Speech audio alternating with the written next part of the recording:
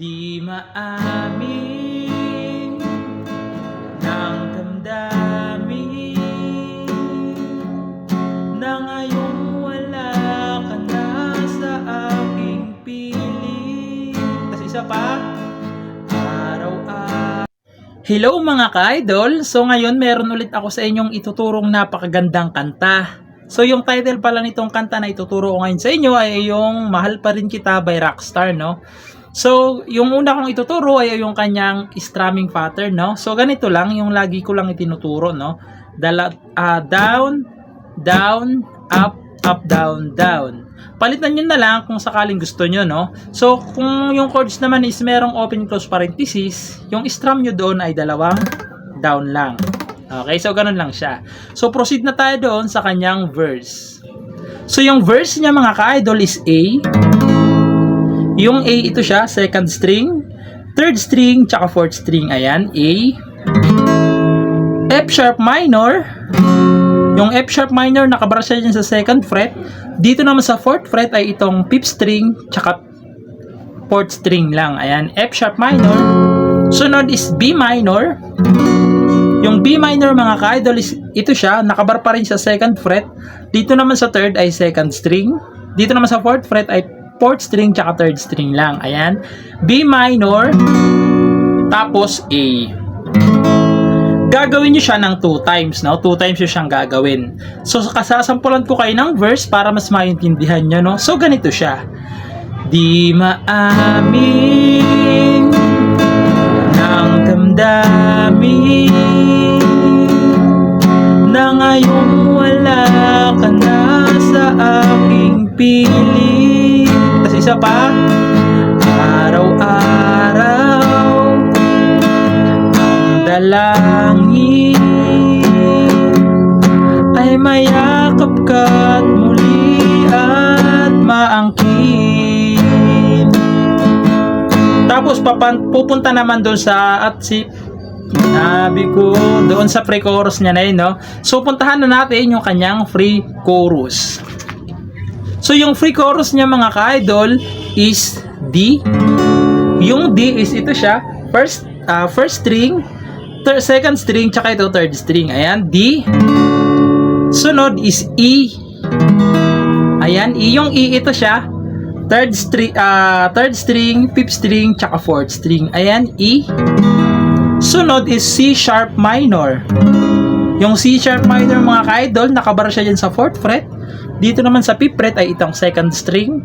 Dito naman sa 6 ay fourth string tsaka third string. Ayan. C sharp minor. Tapos pupunta kayo ng F sharp minor. Tapos B minor. Tapos E. Tapos A. Tapos, bali, halos parehas lang yung chords nito mga ka-idol. Parang gagawin nyo siya ng 2 beses. May isang pirasong chords lang na nag-iba. So, ulitin ko na lang yung chords. No? So, D, E, C sharp minor, F sharp minor, tapos B minor. Kasi ito yung sinasabi kong isang chords na naiba. B7. Di ba naka B minor kayo? Aangatin nyo lang tong pinky. Ganyan. B7. Tapos E. Okay? So, ganun siya, no? So, kantahan natin yung kanyang free chorus para mas maintindihan nyo. So, ganito siya. Ngunit paano nga ba ang pag-ibig mo'y magbabalik? Batid ko na nasaktan kita ng labis, at sinabi ko sa'yo na kaya kong limutin ka. Bakit ngayon di na kita? Okay, so ganoon siya, no? So, doon naman sunod na is chorus na, no? So, puntahan na natin yung kanyang chorus. So, yung chorus niya naman doon mga ka-idol is A. Ayan, A. C sharp minor.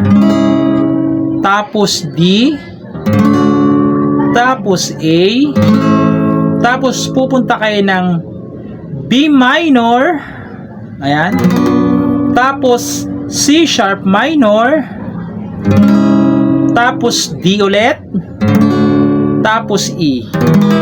Gagawin nyo naman yan ng 2 times. Pag nagawa nyo ng 2 times, babalik kayo sa B minor, tapos E, tapos A. So, ganun lang yung chords ng chorus, no? So, kakantahan ko yung chorus para mas maintindihan nyo. So, ganito siya. Ikaw pa rin ang nais ko, damang-dama ng puso ko. Mahirap na dayain ang isip at damdamin. Ikaw pa rin ang hanap ko, mapapatawad ba ako? Muling sasambitin, sinisigaw ng damdamin. Mahal pa rin kita o giliw ko. Tapos babalik ulit kayo doon sa kanyang second verse, doon sa part na alaala.